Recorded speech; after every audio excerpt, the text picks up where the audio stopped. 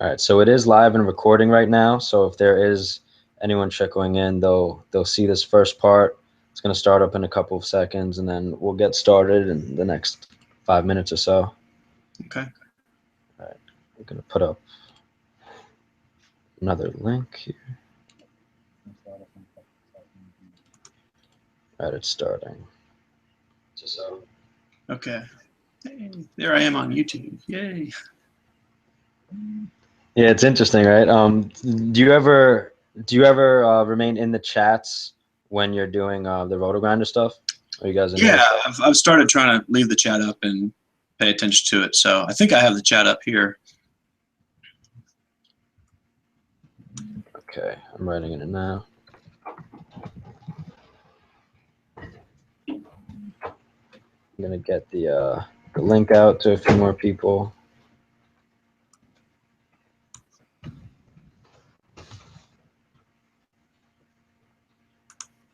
We'll get started around 3.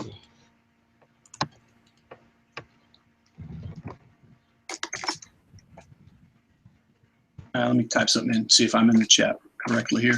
Okay, let me look. Yay, howdy. Yep, there it is. All right, we're good. So we'll get started next couple minutes. Just sending out the links right now.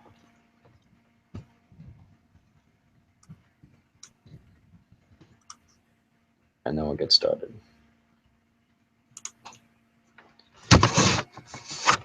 So we're starting around 3.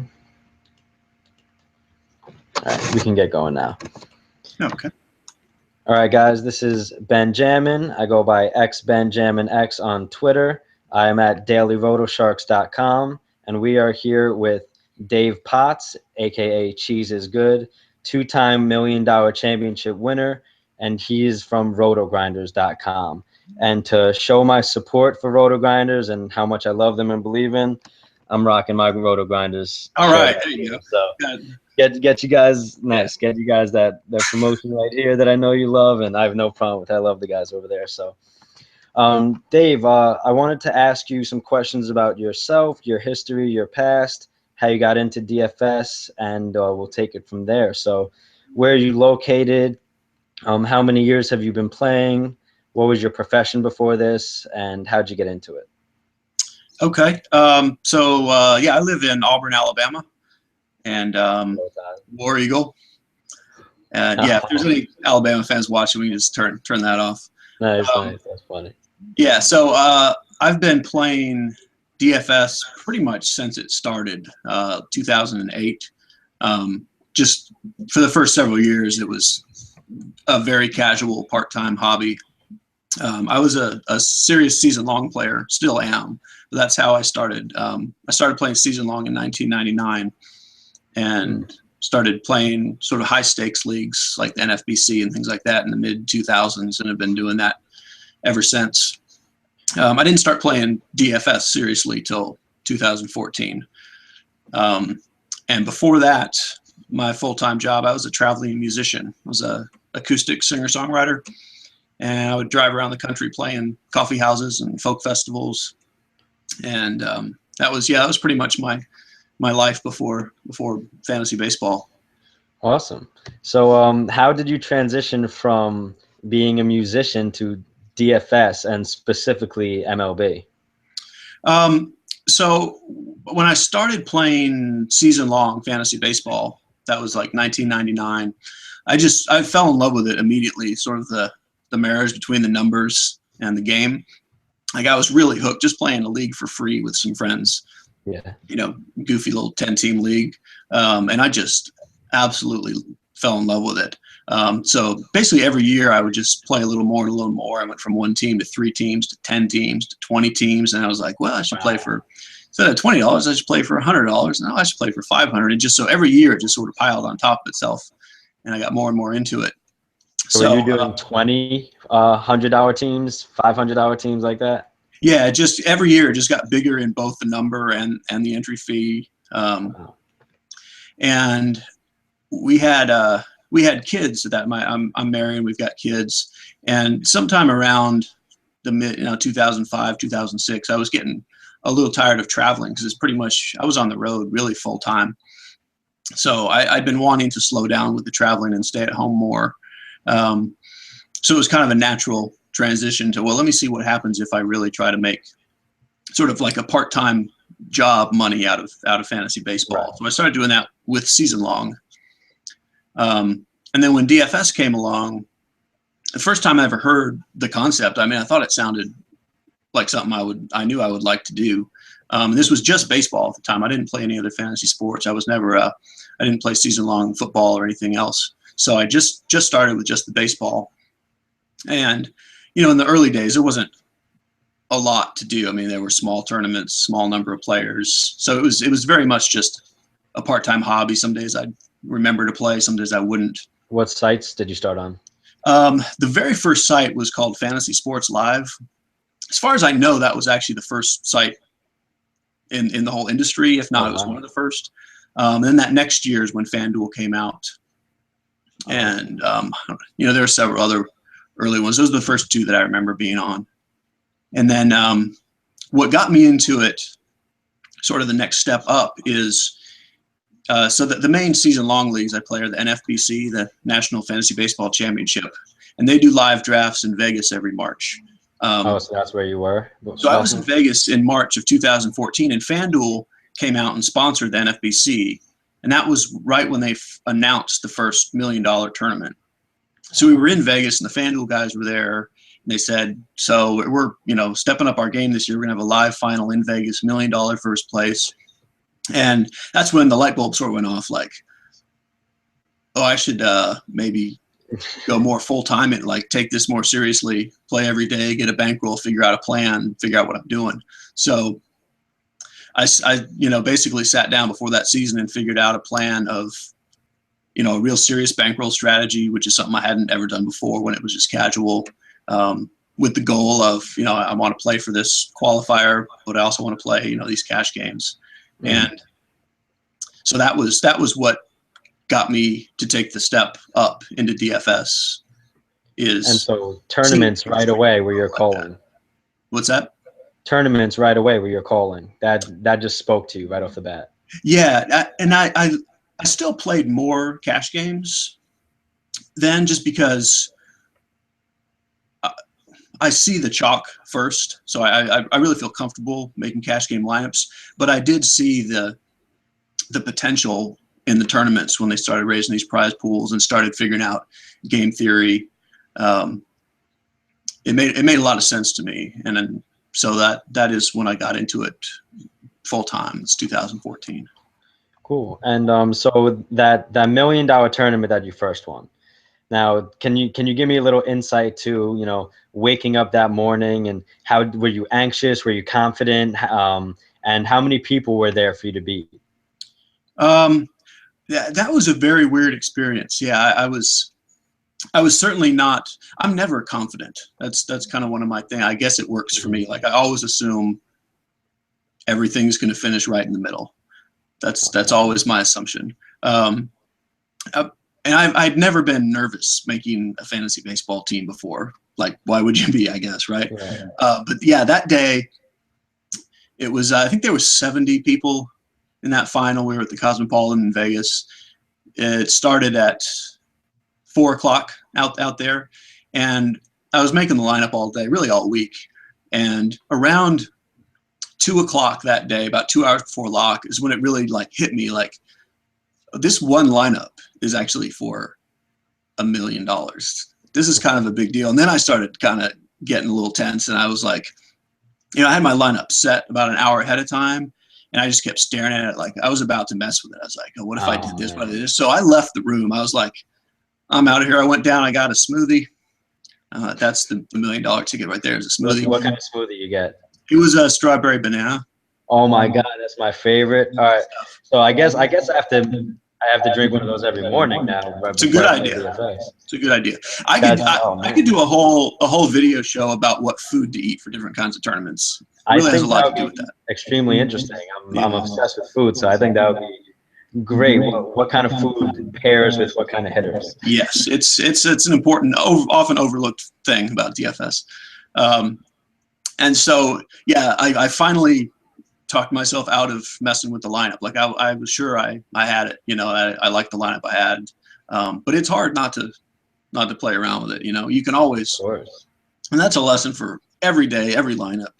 You can always, well, what if I flip these two guys? Well, I like that other guy. I mean, at some point you got to just make your stand and play who you play. Do you remember if you did like a 4-on-4 stack with a cheap pitcher? Did you pay up for pitcher and find elsewhere? Like, do you remember the specifics of that day? Yeah, it was. I did a 3-3-2 with David Price as my pitcher. So I did not pay down for pitcher. He was. It was actually an interesting day because Price was facing Felix Hernandez that day, and they were by far the two best pitchers, and they were going against each other. So that was kind of the big decision.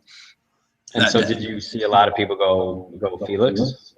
I think more people went Price. He was at home, and that year, 2014, the Tigers were considerably better than Seattle. Right. So it was close. If I recall, it was something like 20% for Price and 10 to 15 for Felix. It was. All right, so it wasn't a thing about ownership and finding the lowest owned pitcher because, you know, you found one that's reasonably owned, especially for a tournament. You know, you don't usually want someone over, I guess, 10%, you would say, but that worked for you, right? And did you find lower ownership in the stacks that you used, or how did that work out? Yeah, I never considered worrying about ownership for the pitcher. On FanDuel, one pitcher, I just want to take the guy who's going to get the points. I mean, if there was a guy that I knew was going to be 60% owned, then sure, maybe you think about that. But for the most part, if I'm doing one lineup on FanDuel, I'm just going for the pitcher that I like, regardless of ownership. I'll worry about that with the hitters, and that's what I did with the hitters. I didn't use Coors Field hitters that day, which right there you're automatically not chalky. That was a Coors day? Yeah. Ooh, and you went against it. So apparently you don't know what happened that day, Ben. No. I definitely looked into it maybe like a year or so ago, but I haven't looked into the specifics. I didn't watch it live. So yeah, this is all kind of new to me. Most other people know what happened that day, and it'll ring a bell when you hear it. That was the day that the Coors Field water main burst and the game got canceled. Oh my God. I didn't know that happened on the live final day. That's the all-time ultimate fade right there. Fade a game and have it not even play. So that game just canceled. Doesn't even have to go low scoring. They can just not play it. Oh, wow. Yeah. Wow. What a day to fade. So that was just the craziest thing. And obviously lots of people stacked Coors Field as you should. So yeah, the top, me and the guy who finished second and third all had no Coors players. Wow. And it would have been quite a finish if Coors had played. There were a handful of teams in the top 10 that had 4 and 5 Coors guys, and they were 20 to 25 points down, that was before in the old scoring. That's a lot of points, but not unsurmountable.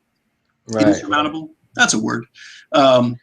So yeah, it would have been much more nerve-wracking had that game played. A lot more intense. If it had played and been a 12-10 kind of game, I might have gotten past. Right. See, yeah, I remember hearing that, there was a Colorado fade, but I didn't know that the water main actually broke that day. So break of a lifetime, and I wouldn't. That's awesome. It was crazy because we were in the room, and they had a bunch of TVs up, but the sound wasn't on. And off in the corner, they show outside of Coors Field all this water going up. People just kind of looking around. Nobody really knew what was happening. Mm-hmm. I think people outside of the room knew before we did. There started to be like a slow murmur, and everyone's checking their phones, like, what is going on with that? It was really bizarre. So was there ever a point where they thought that the game was going to continue? There was a point before that nobody seemed to know, because there wasn't water inside the stadium. It was all outside. But what happened is they couldn't use like the restrooms and the sinks and the concessions, so they decided to cancel the game. But we didn't know for a while because it wasn't clear. I mean, this has never happened before. That's this incredible. We know how to deal with. That's incredible. So, yeah. That's like the Super Bowl lights getting turned off, except the game actually stayed off. Yeah. All right. So, Dave, at the Roto Grinders conference where we met, I sat in on your MLB GPP talk, and I actually have a bunch of notes. So I wanted to go over a couple of them. I don't even know if you remember exactly what you talked about in that speech, but there were some things that definitely stuck out to me. So I've been trying to do one lineup across the board. It's been good, it's been bad, but it hasn't been as fun as I would have hoped, especially when it comes to sweating down tournaments and having multiple angles on things. So the first thing I have written down here is pay attention to payout structure to figure out how many different lineups to play. So when you're considering, all right, a lot of the people I know, they'll do the 2, the 5, and the $10 tournaments, and most of the people who follow me who are still learning, that's kind of the range that everyone sits at. So what do you mean by pay attention to payout structure to figure out how many lineups to play? So when you look at the tournaments in any one price range, just say you're looking at the $5 tournaments, there's going to be one that's just tremendously huge, 10,000 people with people entering hundreds of lineups. And there's going to be a single entry one, and there might be one that has somewhere in the middle. And I think some people just sort of get used to entering one particular tournament without really looking and thinking about, where do I really need to finish in this to make it worth my time to do these every day? Because some of them are, if you don't finish in the top 5 out of 10,000 people, it's barely better than playing a double up. In which case, I don't know why you would really enter one lineup in that most of the time. Whereas there might be tournaments that are flatter payouts where you can finish 200th and make 7 times your money. So I just have found in talking to people that most people don't actually really look at the payouts. They only look at the number, the amount it costs to enter, and what does first place pay, and oh, that sounds fun. And so they enter it. But you should really look at, where do I need it? What happens if I finish in the top 10% but not the top 1%? Because sometimes you're really better off entering a bunch of 50-50s at that point, right? Depending on what your lineup feels like that day. If you have a chalky lineup, it's not super upside guys. There are tournaments that it really doesn't make sense to enter. Okay, so a good example of that is a couple of nights ago, I was in a $5 rally and a $5 100-man league with the same lineup. Mm-hmm. In the rally, I won $30. In the 100-man league, I came in second and won $75 with the same lineup and the same entry fee. So, with that, I was looking and I was like, wow, I would have really had to do so much better in that rally to get the kind of money that I made in the same 100-man entry fee. So when it comes to that, those have three max entries in those. So would you recommend someone who's, hoping for a big score but doesn't see it as realistic unless they get lucky? Would you recommend them playing like 3 entries into the 100-man league over like the 3 entries into a $5 rally? I would, because it's just so much more realistic to finish first out of 100 people. Mm-hmm. If you sort of make a commitment to that kind of tournament and you're a good player, you'll win that a couple times in a season, if not more. Like, you could be a great player and make great lineups every day and never ever finish first in a 5,000 person tournament for years without even doing anything wrong. Whereas a 100-man tournament, if you're making solid teams, you're going to hit that some days. So, and that's not to say don't play these bigger ones. I just find that people have unrealistic expectations and think that this one lineup is gonna hit it. And again, some of them you look at and say, well, if I finish 25th, that's still, I'm very happy with that payout. That's reasonably worth playing for. Then that's fine. All right, cool. And the next thing written actually transitions well with this. So it's, if you don't multi-entry, play the highest money value tournament that you can. So, you would recommend, instead of playing $5 lineups, you would recommend doing like a $25 entry or something like that? That's especially true for qualifiers. even more so than tournaments where you have to finish first. Okay. It's first place or nothing in those, basically. In tournaments, again, it depends on why are you playing? Like, that's even taking a step back from all of it. Like, a lot of people don't make sort of a big overall goal of what am I really trying to accomplish by playing DFS? Is my goal to grind out a slow, steady profit over time, or am I playing for fun? I want to have a big day and I want to hit a big one. If you're just trying to hit that one big tournament, I really think your chances of doing it with a fewer number of entries is so much better. So yeah, I would rather put one entry in $100 tournament than 4 entries in a 25. Okay. Because there's so many less people. You can beat 400 people in a day. You don't have.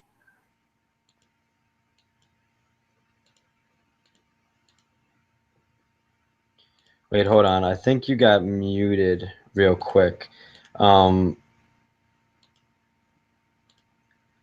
Is it good? I think you're showing. Am I back now? Yeah. Okay. Good. Good. It like lost sync for a second. All right. Sorry. Go on. That's okay. Yeah. So the playing higher dollar entry with fewer entries makes it more realistic that you're going to win one, just because beating fewer people is obviously easier than beating more people. Of course. The thing to watch out for with that, though, is if you're somewhat of a contrarian player, like if you like to find the off the wall guy, it can be psychologically harder to actually do that if you're playing for even a little more money than you're used to. Like if you normally play $5 tournaments and you say, I'm going to fade Coors and fade Toronto at home, and I'm going to play Chris Bryant at third base today against a righty, even though obviously Donaldson and Arenado are the play. And at $5, you're like, that's a great contrarian play. I'm going to do it. Then you decide to jump up to 25.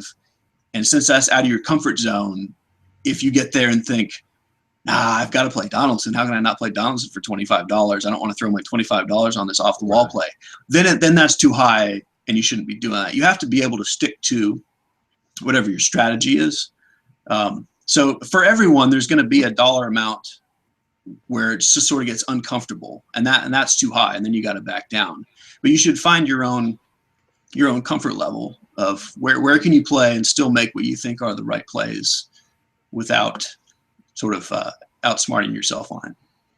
All right, so I get it what you're saying, and let me try to also reiterate it for everyone else. So if you're playing, the $2 and the $5, and your strategy is to kind of go against what the chalk would normally be, and you feel like, okay, I've been doing well in these tournaments, now let me move up. When you get to that, $10, $25, $50 range that you're not usually comfortable with, you're going to be thinking about plays that may have been, plus EV or optimal in that $5 range that you're giving your own $5 to. But now that you have $25 riding on this one lineup, psychologically, you're going to think, all right, well, I need to go a little bit more chalky because it's a better matchup, and I don't want to be as contrarian with the higher dollars that I'm putting in. Correct. Right. So I like those points. And how do you think psychologically you can maybe not force yourself, but let's say, someone's been running good, they just won a few $100s, and like, all right, I want to put in an entry to this $50 single entry. I usually will, look at a couple stacks here and there. Like, do you think there's merit to changing the way they play because there are smaller players? Should they go a little bit more chalky? What is a general way to kind of look at the higher dollar ones? So there's not a totally correct answer to that, because when you go to the higher dollar ones, you do see more chalk played. Like, most people play that way. So I don't know if you can say that makes it correct, because if you think about it as looking at an off-the-wall play, let's say that, again, you've got a Coors game, you got a Toronto game, you got a Yankees game at home, you got a Cubs game at home, and for some reason you like the Mariners today, right? Mm. The Mariners are going to be very underowned. There's all these other teams. So in something like, the Grand Slam on FanDuel, 10,000 people, even something as off the wall as the Mariners is going to have 50, 100 people with a Mariners stack, because everything gets stacked in those huge ones. Right. Well, if you go up to the $1,000 entry, there's probably going to be 0 Mariner stacks, because there's going to be 50 or 60 people in this, and everyone Right. plays more chalky in those. So you've just gone from, even if you're right on this off the wall stack, you still got to beat 100 people in your other spots. To, if you have the guts to play that in the 1,000 and the Mariners go off, you pretty much win, guaranteed, because you're it. It's you and versus nobody with that Mariners. Right. Yeah, that's very interesting. And so that's why I say there's not a correct answer, because if everyone else is going more chalky, yes, you can go more chalky too, and you only have to maybe beat people in a couple spots. Like maybe all you have to do is put Nelson Cruz in there with a chalky stack rather than the whole Mariners team.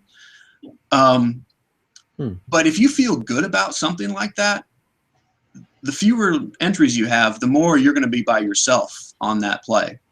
Or if it's a cheap pitcher, same kind of thing. So thinking about that, and I actually have the next thing on this list, transitions as well. But when you think you have a stack that's going to be just low owned in general, is it just better off if you're really at least confident in that? Is it better off saying, all right, instead of me trying to stack this 5 ways in the $5 and try to hit on other spots, should I just pay up for a $25 single entry and just go with it, knowing it'll be a lot lower owned on that one team that I make there? Is that something you think would be optimal? Yeah, I think for that one, it depends on that day's pitcher slate. Like if the thing you like is the stack, right? And there's just one pitcher that you're sure is the guy you want to go all in on this pitcher, then I would just do it once in that bigger tournament. But if it's one of those days where you've got 7 pitchers that you're tossing coins and like, I don't know which way to go, in that case, I would spread it out and say, I don't want to lose my Mariners stack because I picked the wrong pitcher. So let me do one with Strasburg and one with Sale and one with this cheap guy and one, So that really depends on your confidence level in the rest of the lineup. So strategy has to be flexible depending on the slate and the pitchers and the amount of people that may be on a certain stack, whatever. You have to at least reasonably change up your strategy based on whatever slate and how many games you're playing, stuff like that, right? Yeah, you can't really just say this is the way I play, right? Because every slate gives you something different to look at.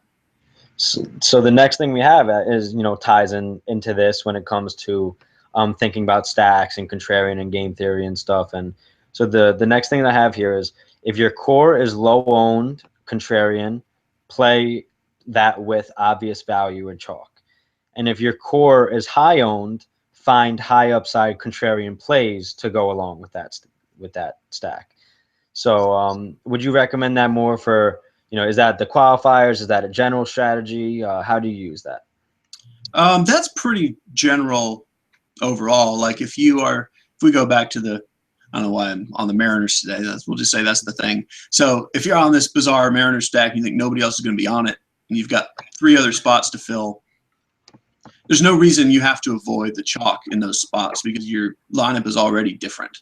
Like if you can afford Donaldson at third base and he's the chalk, but you agree with it and you like him, then you can play him and you've still got a contrarian lineup even with the obvious best play of the day. So I don't think you need to, and that goes for really any kind of tournament. Okay. And so on the opposite end, if you're in a bigger tournament, if you are doing the $5 entry with 10,000 people and you're stacking the Blue Jays and you think everybody else is, you want to be different somewhere if you can.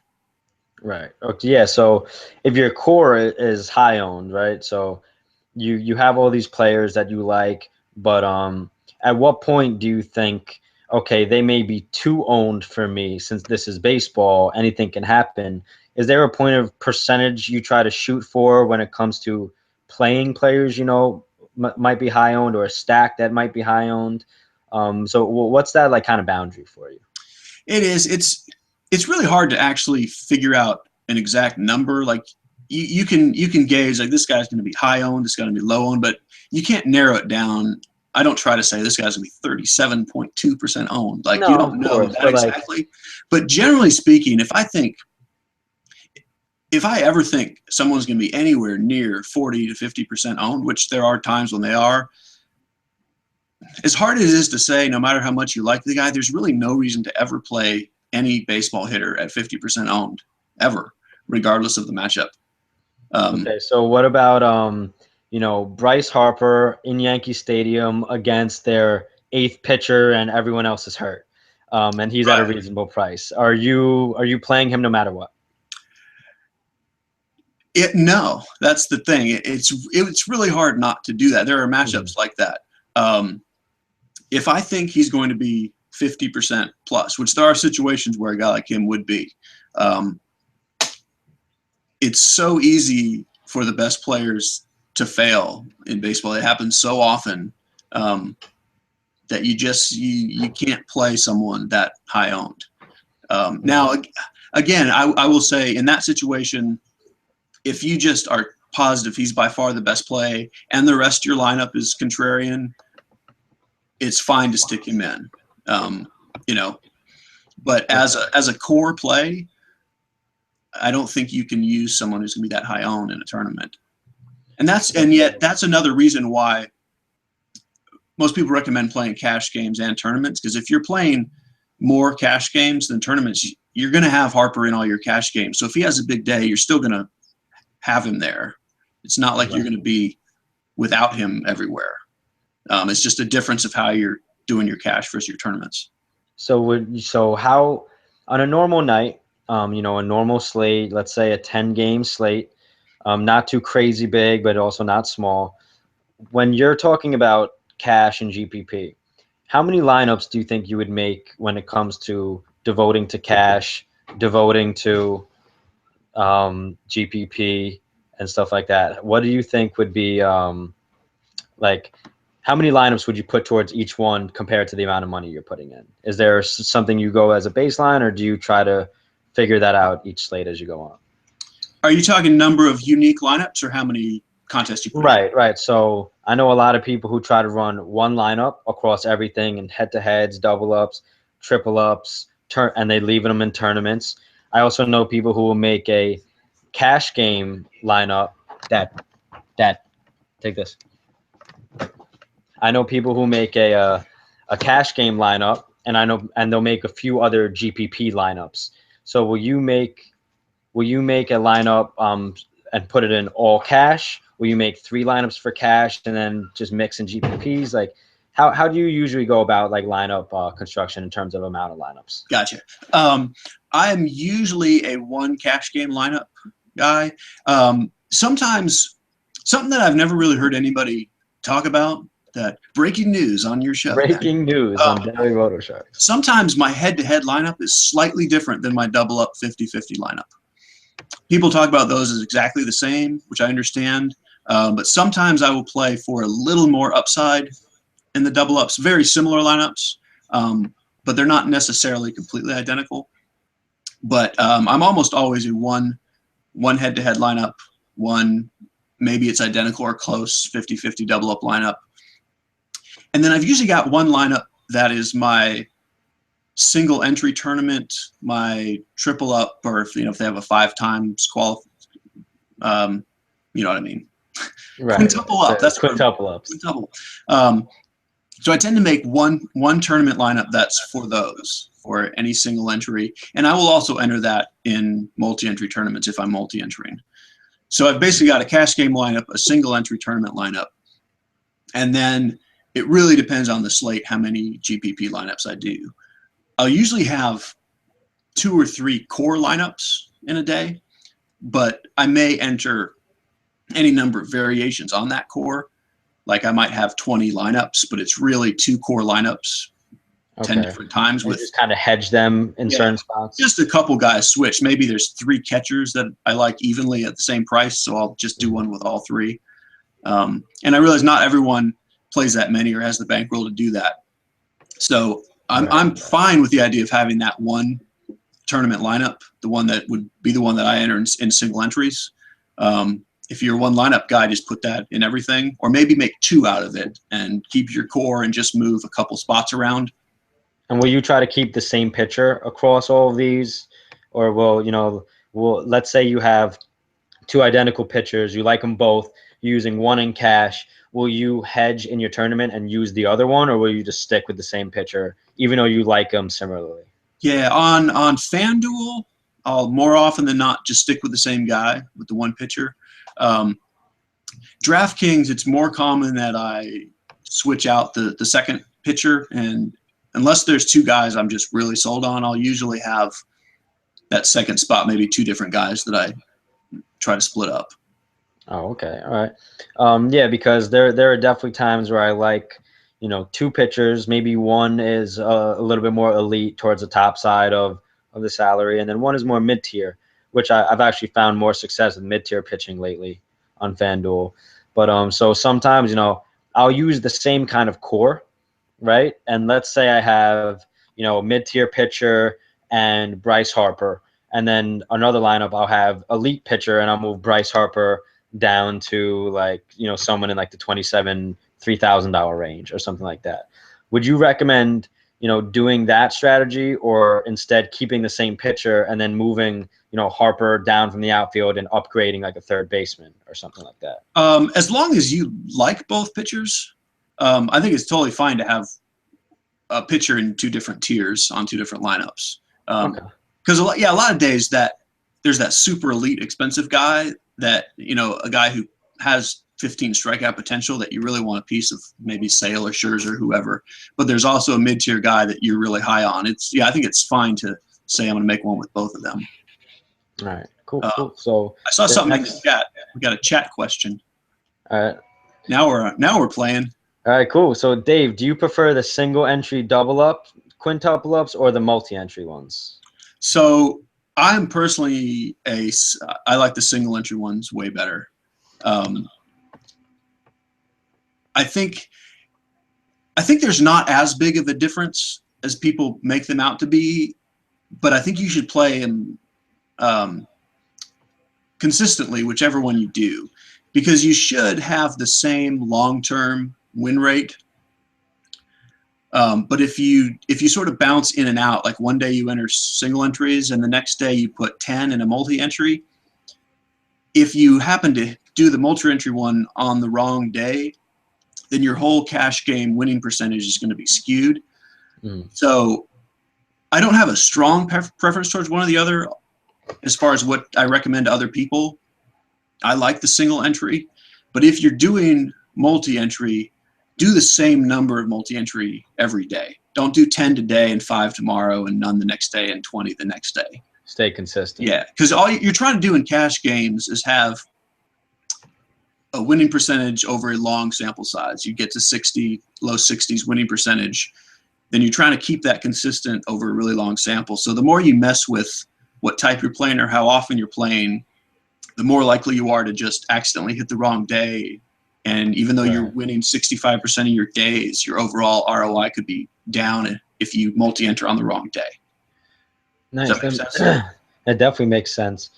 And yeah, so when it comes to the quintuple ups, and you're really looking for not just to really hit that 50% line like you would in double ups. You're really trying to get that top tournament percentile. I think it's is it 15% for the quintuple up, somewhere around there?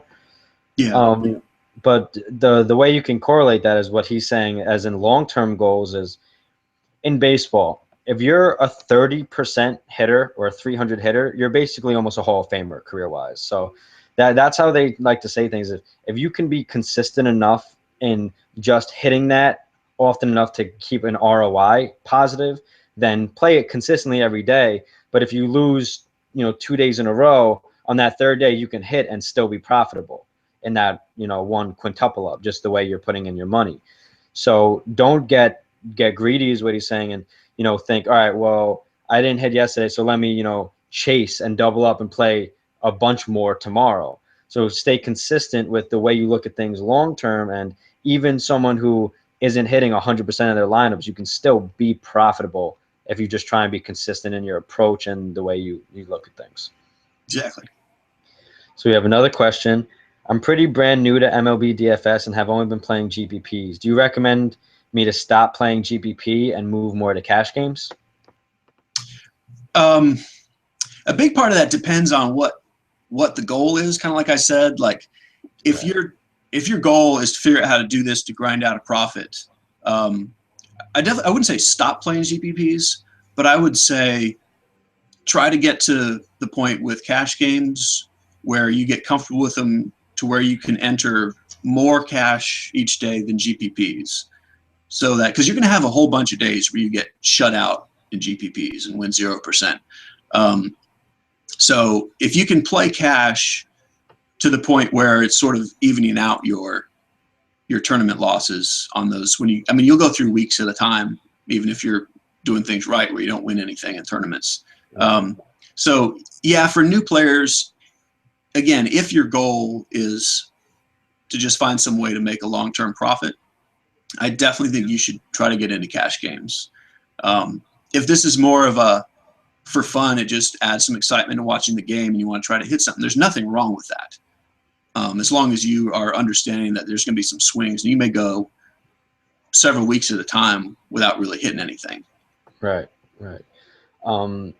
Yeah, I definitely agree with that. I think even for people who play GPPs and play that style, I think there's always some merit in joining some of the cash games and just having some hedge there, because let's say you're in, you do a $2 tournament, you do a $2 double up. You can not cash in that tournament, but still cash in that double up. And so you're basically coming out even, and it's paying for your entry to get into that tournament. Now, if you're going complete boom or bust style, of course, you could still not cash in that cash game. But if you're playing the way that he's recommending, have some chalk in there, have some contrarian in there, then it's not a bad idea to also pivot with those cash games as well. Or even just consider tournaments being, a triple up as a top 30%, or, a 3-man league or a 5-man league where it's not the huge upside, but you're still making a cash lineup. So I definitely think there's merit in that. And so the next question, and this is definitely something that is a industry-wide question that everyone has. I still wrestle with this every day. When and how often do you stack, and under what circumstances would you get away from stacking? Okay. So it's interesting. Every year, everyone sort of evolves, right? And it used to be that stacking was not super common, and you almost had to do it to win, right? Because people weren't sort of onto it yet, and the correlation is so big. Well, now there's nobody that plays that doesn't know about stacking and kind of know what to look for. So what you look for when not to stack is you look at the slate. Do you see a reason why the teams that are going to be stacked might not have a big game? And do you see another game that you see 10 runs being scored in? If every game goes 6-4 or less, you can really win without stacking, because not stacking is now the contrarian thing because everybody's stacking. Right. So the thing you would look for if you're not going to stack is, do you think the chalk plays might not have the huge games? And a huge game means 8 to 10 or more runs usually is how I look at it. And Can I find some home runs from teams that are not going to be highly stacked? Like, the key to beating stacks is having a handful of home run players off of different teams. Like, if you get 4 players who homer that are not part of everyone else's stack, then you've got this advantage all of a sudden. And so to me, it really comes down to, do I think everyone's stack has a reasonable chance not to hit today? Which honestly, most days it does. I mean, anyone can have a bad day. The Blue Jays get shut down every once in a while. Of course, they're almost leading in 4-1 every once in a while. I mean, these things happen. So you have to have plays that you like outside of a stack that aren't just like random. Well, he's a power hitter and no one will have him, Right. but he's a power hitter, no one will have him, and this is why I think he's going to hit a home run today. Because look at this particular split against this pitcher. I think there's a lot of merit to not stacking, especially in a smaller tournament. If everybody's going to be stacking, you're different automatically by not stacking. And if you take a full, let's say if it's a 15 game slate, some team somewhere is going to have a big night usually. Mm-hmm. And if there's a 20,000 person tournament, a couple hundred people are going to have every team, whatever team it is, somebody's going to have them. But in one of these smaller fields, if a 100-man league, not all 30 teams are going to be stacked. So if the 5 chalky teams don't have 10-run games, then you're probably immediately at an advantage not stacking. Or doing just smaller mini stacks and maybe picking 1 or 2 players from a game and 3 players from a game and not doing the 4-4 stack. Yeah, that's worth pointing out. Like, you don't have to just stack 4 or 5 guys to get some correlation with a team. You can do 2, 2, and 2. And yeah, I do that all the time. Yeah. And a lot of times without even realizing. Like I'll be looking at, all right, this guy's a bum right-handed pitcher. He's going against the Royals, and I just happen to get Moustakas and like Hosmer in my lineup. And it's not like I'm looking to stack, but like these are the most optimal spots for these players, and why not use them together? Right. Yeah. So just by definition, when you're looking through your plays, if you find this pitcher has trouble with left-handed batters, well, you're going to have 2 lefties on that team who are good against right-handed pitching that you might want to use, not because they're in the same lineup so much as they both have good matchups, and it's just kind of a bonus that they're on the same team. And so yeah, you can definitely get away with not stacking. Because everyone's doing it, you're now the contrarian player not stacking. Like Coors yesterday didn't go off. Yeah. There were 2 pretty decent pitchers in there. I'm not gonna lie, I definitely stacked Coors, in lineups because you have to have some exposure on any given night, unless you're really just shooting for the stars. But I found the no luck with that, and my 8 actually had a great game and shut him down. So that was very interesting. And something I have here about of hitters on the notes that I have is, you say contrarian-wise hitters, you're looking for high-priced players outside of your stack that are preferably 2 home run upside, or low-priced punts with high contact rates. So how do you figure 2 home run upside compared to looking for 1 home run, or someone who can hit a home run, or someone with power? How do you differentiate 2 home run upside? It's a little bit of a not real thing to just put a number on, to say this guy has 2 home run upside as opposed to just home run upside. But I guess what I mean by that is you could see a reason why every time this guy touches the ball tonight is going to go out. Like, these are like your Chris Davis type hitters who just have so much power that anytime someone like Chris Davis is going to be under-owned, he's a good tournament play, because it doesn't matter who's pitching. If he gets a good swing, it's gone.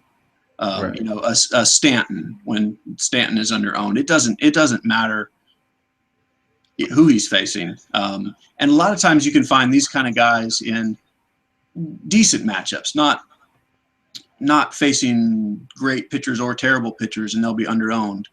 Like, last night, Chris Davis was facing Chris Medlin in Kansas City. Sort of a middle-of-the-road matchup. They were the first baseman. He wasn't very highly owned. He homered because he can homer off of anybody. There's a lot of those guys that just sort of sit somewhere in the middle of all this. I'm going to stack these teams, I'm going to avoid these teams, that just sort of go overlooked every day. And there's a lot of guys who have that kind of power in the majors, that any of those guys being under-owned is worth a look. Right, and that's a great example about Chris Davis, because, yesterday I actually had notes here. Yeah, he was my number 1 yesterday for first baseman. and I use Adrian Gonzalez because he was at Coors. So Adrian Gonzalez didn't do well. Chris Davis had like 30 points or something like that. So, me, I'm just thinking, all right, I'm playing cash games with upside. I love Adrian Gonzalez's spot. He's been playing very hot. He's gonna be pretty much owned, but he's gonna be in Colorado, and he should be able to at least hit one out.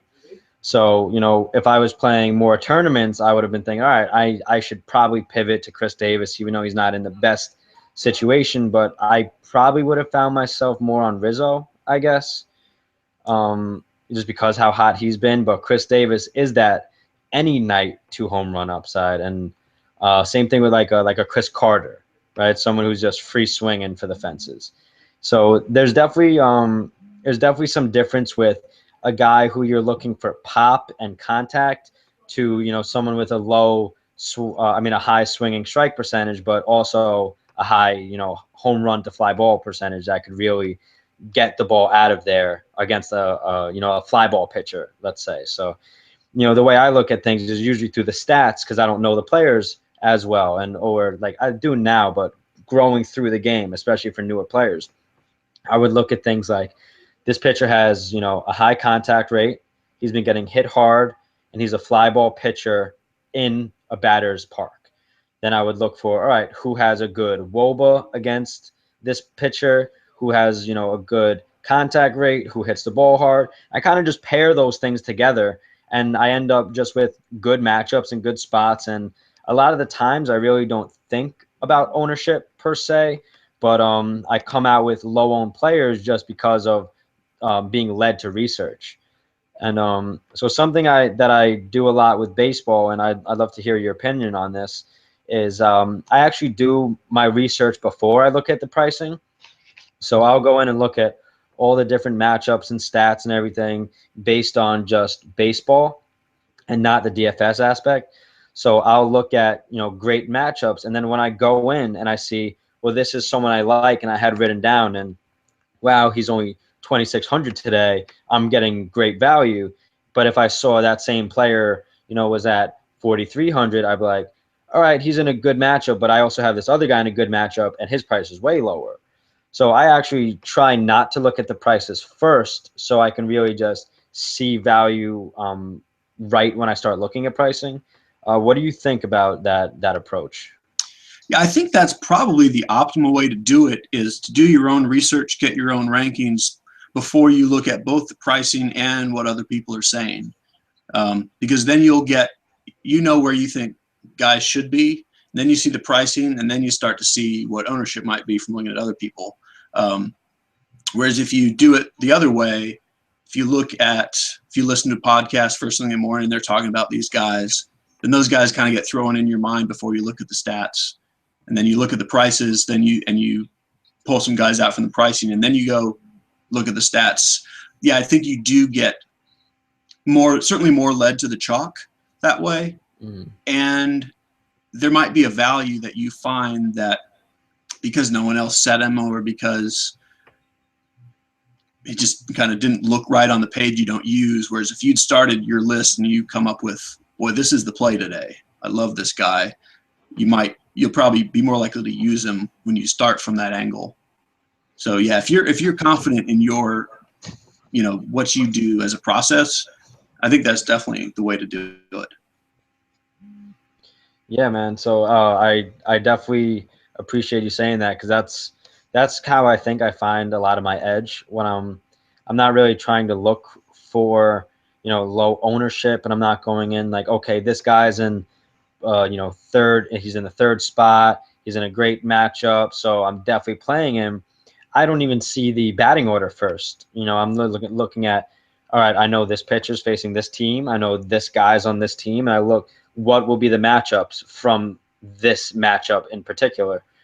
But one thing that I've been finding recently that has really swayed the way I look at things, and I think I need to change some approach, is late innings, right? So facing bullpens and relievers, and like Colby Rasmus had, I think, a grand slam in like the 9th inning the other night. So how do you look even further ahead past those 2 or 3 at bats that they might be seeing against that pitcher? The bullpens is probably the most not probably, it is, I think, the most difficult aspect of DFS. Some people don't think about it at all. And some people really try to figure out what relievers they're going to be facing, which you can't really do. It's essentially the way that I do it is if we're talking tournaments where I'm going to stack a team, I'm assuming the only way I'm going to win is if this team goes crazy. And if this team goes crazy, I'm not going to have to worry about seeing the good bullpen pitchers. We're not going to ever see their closer and their setup guy because my team's going to be ahead. So I essentially don't worry about the bullpen with my stacks because every team has a bad middle of the bullpen. It's a totally different thing if you're facing closers as if you're facing middle relievers. All right, so let me structure it differently then. It's not as much as I'm worrying about the bullpen, but I'm thinking the matchups and all the numbers that I'm seeing initially for this game are all based on the starting pitcher. So what happens if, they do get to him early, he gets rattled, or, Charlie Morton yesterday gets out of the game, or whatever it is. You're just preparing for a pitcher you're going to see 2 to 3 at-bats. So I think there is definitely merit into looking into just bullpen strength at least and saying like, all right, this is a great matchup, let's say Kansas City Royals, and you have Chris Young on the mound. So, you have a guy who can hit him well, but what happens when that elite bullpen comes in? That matchup just turns slightly worse as the game goes on for the most part. Wouldn't you say, like, facing a bullpen that's better? I think at the least you should have a list of bullpen rankings, just a simple good bullpen, medium bullpen, bad. Right. That's what I'm saying. Yes, right. It's definitely, and it's a much bigger factor with guys who have huge platoon splits. Exactly. If you're rostering Adam Lind, it's a big deal to think about, is he going to face a lefty later? Because he'll either be struck out or pulled from the game. Whereas, if you're using Andrew McCutchen, you don't really care. He's fine against whoever. Because a lot of the values that pop out every day are because of these guys who are specialists against lefties or against righties. And as soon as that bullpen comes in, if the handedness of the pitcher is different, that guy's value drops off the table. So you have to be aware of those situations. Make sure when you're using one of these value plays, I try to factor in, if I only get 3 at-bats from this guy, do I still want to use him? That's what I'm trying to get at. Yeah, I will essentially assume that I'm losing an at-bat from a guy with huge splits who's only in versus one-handedness of a pitcher.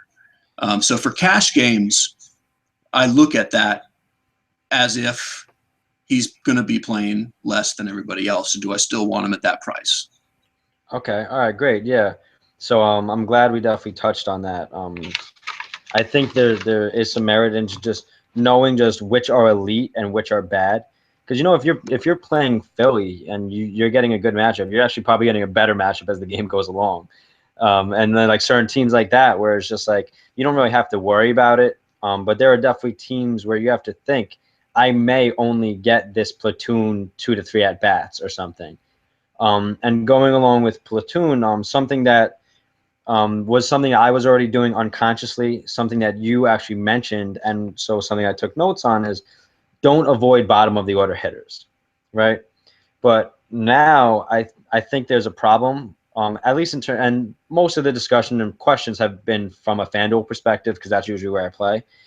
But when it comes to that, the scoring has changed, right? So there's no negatives, meaning the people who are getting the most at bats are strictly upside, and now they're changing the RBIs to be even more valuable, meaning not only will team stacks be more valuable because of that RBI and run correlation, but you're putting a lot more value towards the top of the order in general, where if I was stacking Toronto and like last year, a Colabello or Pilar would be at the bottom, I would have no problem throwing them into my stacks and they would kind of be lower owned.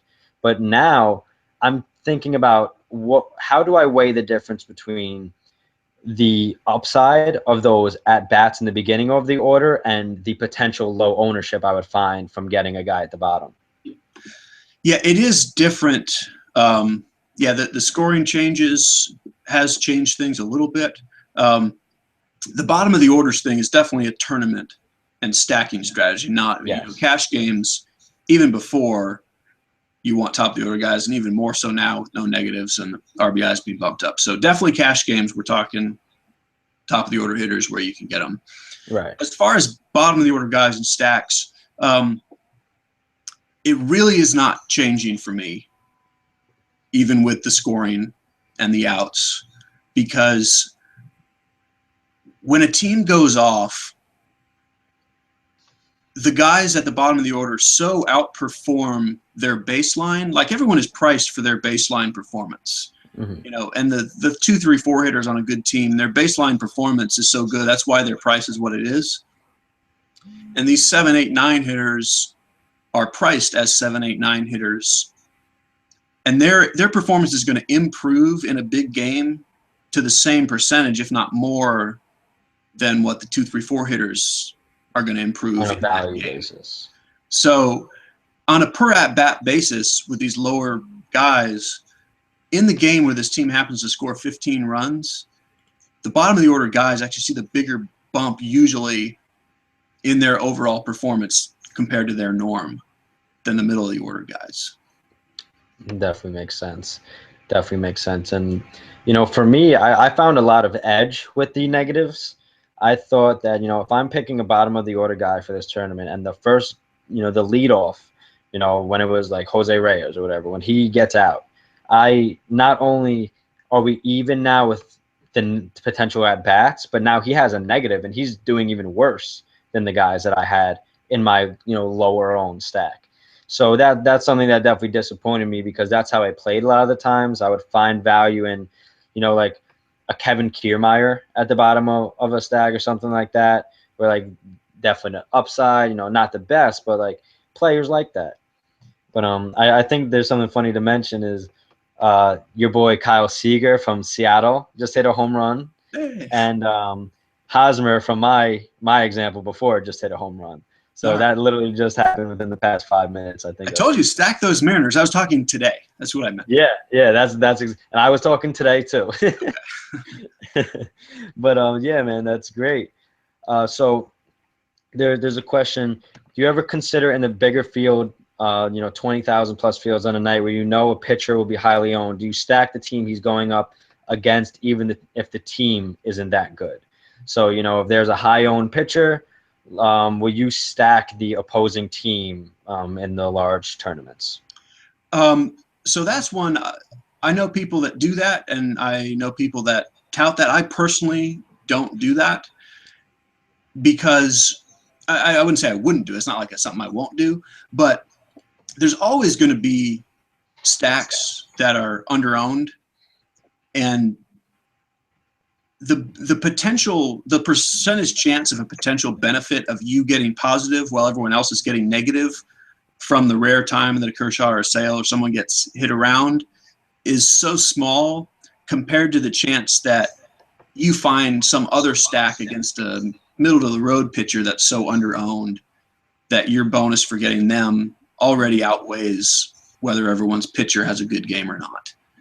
I don't know if that makes sense the way I said it. You want to just elaborate a little bit more? Yeah, so basically I'm going to rank teams. Who might I want to stack today without thinking about anyone else's ownership? So I've got this list of 10 teams that I want to stack.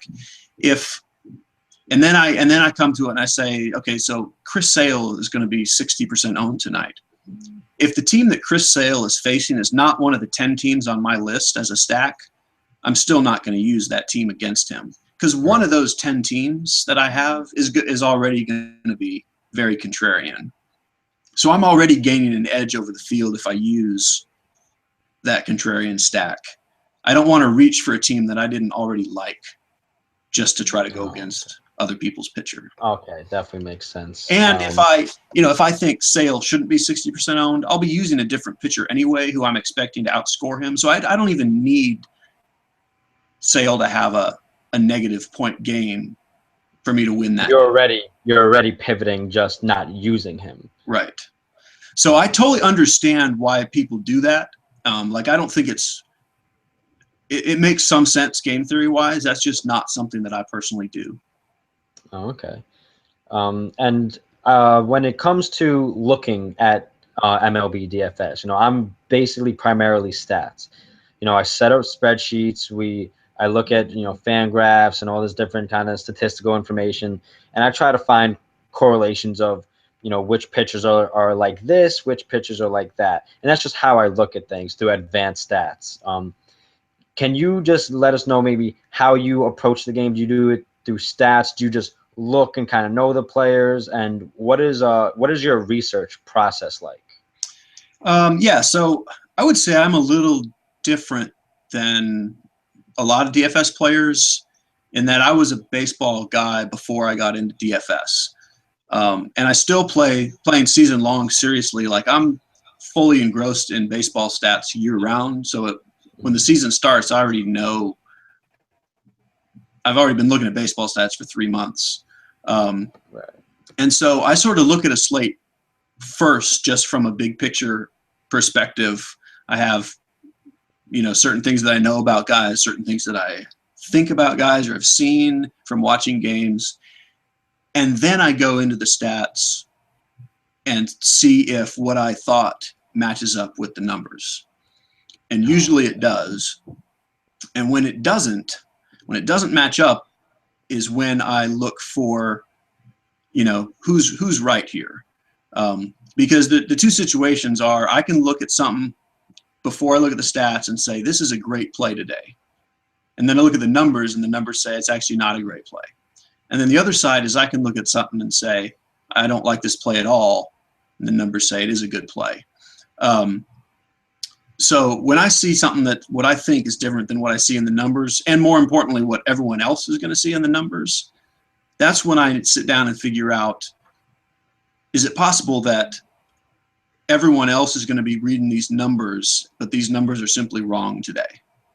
Because maybe this guy's hurt, or maybe there's something wrong with his curveball that is not going to show up in the numbers, or he's on a hot streak that's real, like he's just hitting the ball with authority right now, or he's just gotten bad luck on the BABIP in the last couple of weeks. So there are times when I can find some advantage when what I think about a game doesn't match the numbers, and then I can find a reason why. Okay. But with all that said, usually the numbers are right. So what kind of stats do you prefer to look at in terms of all right, I'm picking a pitcher and I'm picking against a pitcher, because right here, two things that you have is bad pitching is easier to predict than good hitting, and bad teams versus bad pitching. Yeah, so essentially that simple statement that bad pitching is the easiest thing to predict is true. How do you find that? How do you find bad pitching? Stat-wise, there's several things that make a pitcher bad. One is a really low strikeout rate. Like occasionally there's a pitcher that can get by with a low strikeout rate if he's got great control, maybe a lot of ground balls or something. But generally, you want to go against guys who just give up a lot of hits, give up a lot of contact. The ground ball, fly ball thing is a little dependent on the actual pitcher and the ballpark and a lot of other things. But in tournaments, you're going to need home runs.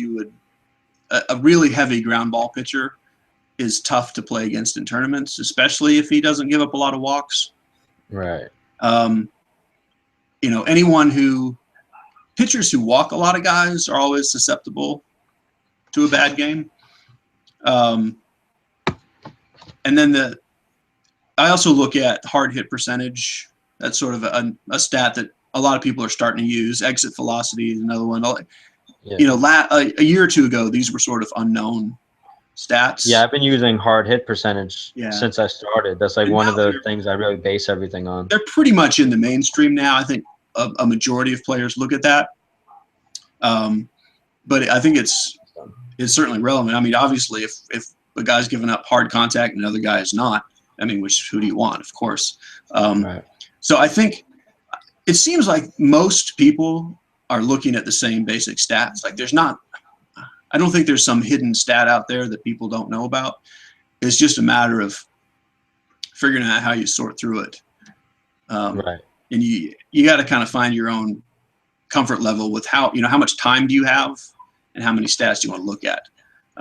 If you've got a limited amount of time, you can't dig into every single split of every single batter on a slate. So you got to have something to start with, which would be the basic, strikeout rate, hard hit rate.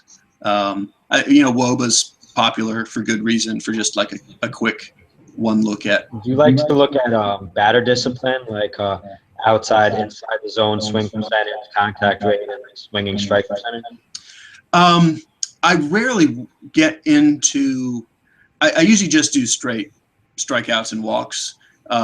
When you start looking at swings outside of the zone, and then then you've got to match up. Where does this pitcher throw, and what kind of pitch versus a swinging outside the zone? Like you're on to 12 hours of research now to do that right. And I think to cherry pick here and there, which is dangerous. Like, I think if you're going to use a lot of noise, something like that, you got to use it and use it for everybody. Right. Yeah. So I'll look more towards just a straight up contact percentage, and I will look at the swinging strike percentage. The other stuff I kind of just have and I have it like formatted. So if I see anything bright red or bright green, I kind of know like one way or the other. All right, if this guy, makes everybody miss in every position, like that someone just will pop up to me. But for the most part, contact percentage mixed with hard hit percentage and swinging strike percentage for me, you could kind of correlate all of them. And, if you have someone who's not giving up a ton of contact, the hard hit or the soft percentage, whichever one you're looking at, hard hit is, it's up, and they have a very low swinging strike percentage. Like when they throw a strike, it's the percentage of time someone swings and miss. I find a lot of correlation between batting and pitching there, where, I'll match up a pitcher who's getting hit hard with a batter who hits hard. And then when it comes to batters, I like to find players with very low swing and miss, and pitchers with very high swing and miss. And then the contact, you could just kind of, extrapolate the data yourself and figure out, if this guy's getting hit a ton, of course, it's bad. So I like to look at those things, of course, with, 2 season long and then recent. So I'll look at a pitcher, and especially in terms of BABIP. I like to see what their career is and what they are now. So if I see someone who has a career hard hit percentage around 28, and now they're at 34 for the whole season, they've changed an approach maybe negatively, and you could look at that vice versa. Or maybe he has an injury and he's just leaving the ball over the plate. So I do find indicators looking through those based on just swinging strike percentage, hard hit percentage, and contact percentage. I think there's a lot to be looked into those on even just first glance kind of numbers. Yeah, those are very good stats, and I agree with what you said on those. Cool. I mean, it seems like your knowledge of baseball in general just surpasses probably anyone even listening. So I'm trying to just dig into for people who are really learning and just starting, what are just the best things to kind of look at as indicators of performance? And we mentioned BABIP, and that's a luck stat. If someone has a very low BABIP, it means they've been unlucky, compared to high BABIP, which is pretty lucky, depending on what their career numbers are, of course. But when it comes to like strikeout percentage, and we have ERA, we have Sierra, we have FIP and xFIP, and all these different things that monitor performance, WHIP, walks and hits per innings pitched. Are there any maybe 2 or 3 that you think is just the most important as indicators of good or bad pitching? Yeah, if you're new and trying to figure out what stats to do for pitchers, the things I would definitely look at first are strikeout percentage, walk percentage, and Sierra. Sierra is an estimator of what your ERA should be if all your luck was evening out. There's a bunch of ERA estimators, FIP and xFIP. I think Sierra I think it's the best out of them if you're just going to look at one. So just those 3 numbers will tell you want a pitcher who's striking out guys, who's not walking guys. And you see a real ERA that's high and a Sierra that's low, that means he's pitching better than what it looks like, and vice versa. And that's a real easy, quick thing to look at. If a guy's ERA is 4.50 and his Sierra is 3, almost certainly he's just had bad luck and he's going to improve. And that's a quick, easy thing to look at. And then you'll check the BABIP, see if that's high, and just a couple of quick correlators to that you could look at, like, all right, this is going on, this is going on, I assume this is going on, and then you can go look, and he probably would have the high BABIP in that. Yeah, 95% of the time in that situation with the Sierra, he's either got a really high BABIP or a really high home run to fly ball percentage. Almost every time it's one of those or both. And occasionally, yeah, maybe the guy's hurt and we don't know it, or there's something wrong with his stuff. But for the most part, those are going to even out. And that Sierra is close to where he's going to end up. All right, great, thanks. I think that's a nice quick dive into some stats and just a brief overview of things to look for. We have one more question from the chat, and then I just have a question about how you see like platoons from. Actually, I'll ask mine first so I don't lose it. When looking at like a pitcher and platoon splits on the opposite side, a pitcher is very good against righties, K rate, very bad against lefties, and the opposite team is a little bit of mix of both. Are you really just looking for, all right, I hope he strikes out all the righties I need to and grounds out with all the lefties kind of thing? How worried are you about opposing player platoon splits? Okay, so two things on that. The first thing on platoon splits, you need a really big sample size before they're really that real. So if you see a guy with these big platoon splits and he's only got 40 innings against righties and 20 innings against lefties, you don't really have enough sample to overreact to that data. But if you do have a long sample, if you've got a guy that's been pitching for 5 years and he's very clearly, like you said, he's good against righties, he's bad against lefties. If you really want to dig into it, which sometimes I do, you can actually take the opposing team's lineup batter by batter and look at their strikeout rate versus that handed as a pitcher. Right. And see. Well, let's simplify even more. Okay. Right? So maybe not the splits and the stats themselves, just handedness matchups. A pitcher's good against righties, he's bad against lefties. Just in general, or not even. Let's just erase that. Just a righty pitcher against a righty lefty mix. Like, do you try to avoid lefties as the righty pitcher? Do you really care that much if a team tries to load up the lefties? Like, how do you react to just handedness splits or platoons just in general? Okay, so essentially, if it's an elite pitcher, like a superstar, I don't care. I believe your Kershaws and your Sales and your Scherzers, if they're on, everyone's getting out that day, regardless of anything. If I'm using a cheaper pitcher, I do care if the other team really loads up on the other hand. Like your Mariners will do. Yeah. If it's a team usually has 7 righties and 2 lefties, and they stack up 7 lefties and 2 righties that day, and he's not a great pitcher, I do care about that. Okay. But if it's they just put in 1 or 2 extra lefties and their lineup is basically the same, don't overreact to it. All right. That's what I was asking. Like, if you just see, like, all right, because some maybe a switch hitter will come in, or they'll put an extra lefty or two. You'll see a DH or something. Like, there's no reason to really avoid it, but just keep cognizant maybe of who it is. Yeah.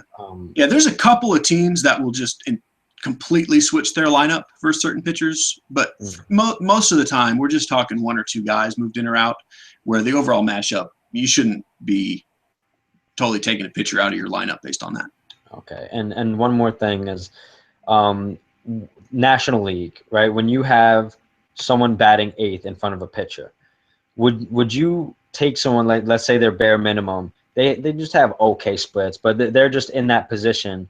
Do you think that it's worth taking them to maybe hope for a walk or 2 being in front of the pitcher, that the other team might just give it to them and say, take your base, I'm going to pitch against the pitcher? Do you think that's a viable strategy at all? If it's minimum salary or basically minimum salary and you need a punt, to Yeah. fill in your lineup, I'm fine with that because Okay. walks do count, and walks are somewhat predictable.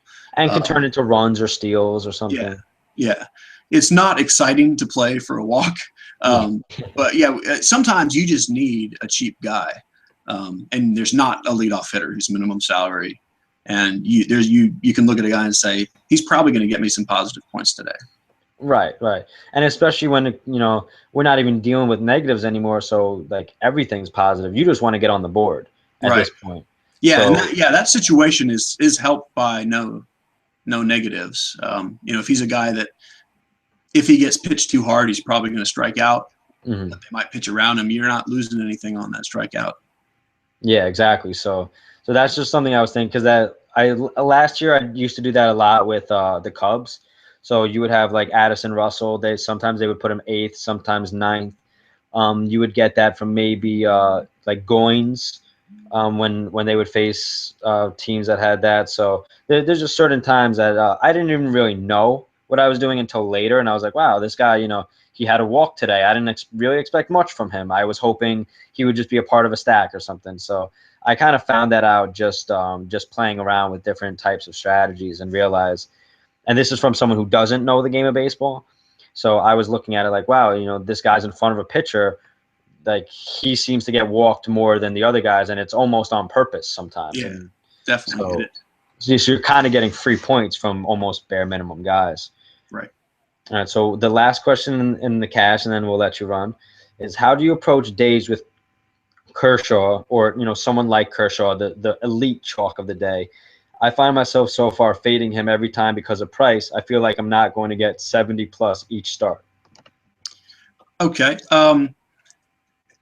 There's two different kind of days in baseball. There's Coors Field days and there are not Coors Field days. So that is actually two different questions. On not Coors Field days, I almost always play Kershaw in cash 100% of the time. There's nothing in the game that's predictable other than ace pitchers are fantastic. Mm-hmm. That's all that we actually know is going to happen today. So Like, you'll go cheap everywhere. there's no such thing as guaranteed points from a hitter. Like, it just doesn't exist. And there are pitchers that every once in a while, yes, a Kershaw will have a couple of bad starts, but and that's another thing, Kershaw's bad start is still 15 points, whereas most people's bad start is negative 15. So yes, I am a pay for that ace if he's really an ace and has a good matchup. Most days I don't even think about it. I lock Kershaw in and I'll figure out what to do. Right. I'll Now, go find a whole bunch of cheap yeah. hitters and get them in my lineup. But now on a Coors Field day, if the prices are bumped up, that changes things, because the next most guaranteed thing in baseball to an ace pitcher is Coors Field. They'll have, they have a handful of games. Last night was one where they don't go high scoring, but compared to every other ballpark, it's as close to a sure of a thing with hitting as you can get. So I think it's simply wrong not to have some Coors bats in cash games. Mm-hmm. It's a different thing than fading them in tournaments. In cash games, you've got to get some hitters. So if the prices are such that you can't afford Kershaw and Coors Field bats, then it depends on who the other pitchers are. Right, and if there are other options. Yeah. So if you can find a mid-range Michael Wacha type guy who's 8,500 that you're comfortable with, and that gets you Coors Field bats in, that's when I'll avoid using Kershaw. But for the most part, I've had some success this season, the past week or two, with finding like 6,000 to 7,500 pitchers, 6,000 to 7,500 guys who are in good matchups. Primarily, they were people playing Phillies and Padres and stuff like that. But I found that with the rule changes, the no negatives, that there's so much upside with hitting now that I've been getting, pitching that's almost what the elite guys were getting. But I also have, I have so much money to spare for all of these guys that have just nothing but upside everywhere, and there's no negatives, and everything you do, as long as you get that at bat and a good matchup, like you're in a prime spot. Yeah. So the start of this season has seen a lot of aces struggle, which is why a lot of new players are coming in and going, you're not supposed to pay for these aces. Right. Because this season so far, the aces generally have not worked out. But there is also 40 years of data that says you should probably pay for the aces. So, you know, I still think it's right to pay for the aces, and they're going to catch up. But although some of them, maybe there's something wrong with. I mean, you have to be careful. The pricing is definitely off. Yeah. You could see that the pricing's off in terms of just early season stuff and who's playing well and which spots. And there's going to be pitchers going up and pitchers going down. But when it comes to the ace guys, you know, like over a long-term sample size, like this could just be small sample of them doing bad. And moving forward, you know, I think it's easier for the hitters at this point than it is for the pitchers because they're not really even in any kind of swing for pitching or rotation yet. So I think once the aces really get out there, and I think it's gonna go back to pay up for the ace and everything, and people are gonna keep using that strategy, but maybe stacking cheaper players and not going for all the Toronto bats and everything this early in the season. Yep. But Dave, thank you so much for this interview. I really, really appreciate you spending the time, taking the time to do this with us. Guys, once again, this is XBenJamminx, xBenJamminx from Daily Roto Sharks, and Dave Potts, aka CheeseIsGood from rotogrinders.com. Dave, thank you so much. I'd like to say bye to everybody. Yeah, thanks a lot for having me. I enjoyed it. Yeah, no problem, man. I really appreciate that a lot. So take care, and thanks for spending the time with us. Okay, see you.